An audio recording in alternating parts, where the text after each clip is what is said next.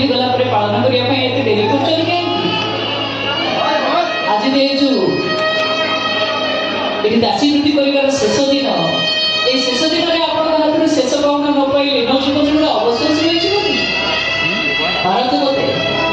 मारी मारी रक्ताक्त कर दियंतु ए शरीर टाको जो शरीर को आप प्रेमर स्पर्श देते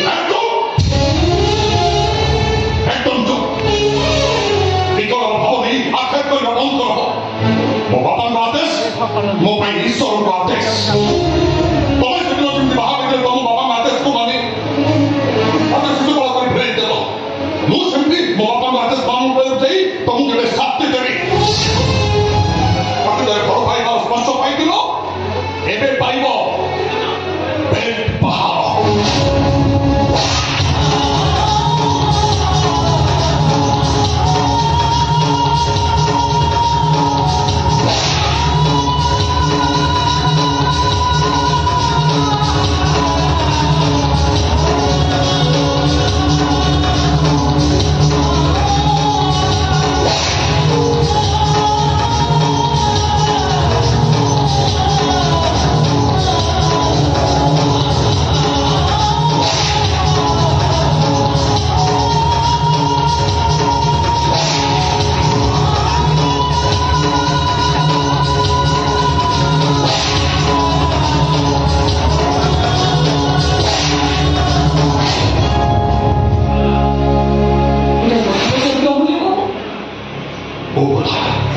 अतीतर सिद्धांत स्निग्ध अमूल्य चौधरी आज भयंकर अमूल्य चौधरी पार्टी गले के निश्चय निर्भर बाबा कौन निहाती दरकार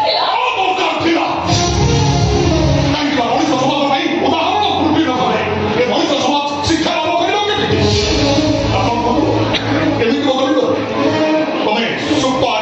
देखिच पहाड़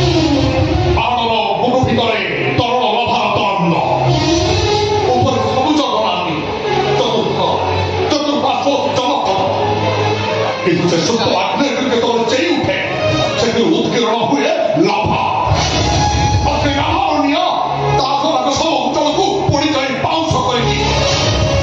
आज अमूल्य चौधरी को अनन्या छोटाए सजई गोटे भयंकर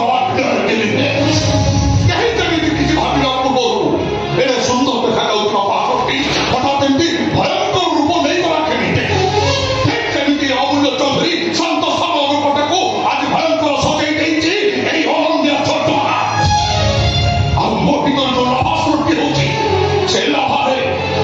निजे चलती माने मो चारि पार्श्व समस्त लोक को जाई पड़ी पाउस करदेवी धन्यवाद बहुत बहुत धन्यवाद आज शेष दिन में तुम विदाय नौ से दिन से अनन्या जी तुम दिन अतुलनीय था संपर्क श्रीमंदिर पुरी जाई पाउस निगला पर अवशिष्ट तो और किछि नाही तथापि जीवा पूर्व केवल एते कहबी मोर ये देहरु दासी रो मोर तो केबे भी लिबी कि केबे भी मुझे भाबी भी नीचे दिने मुथिले हस्तिनापुर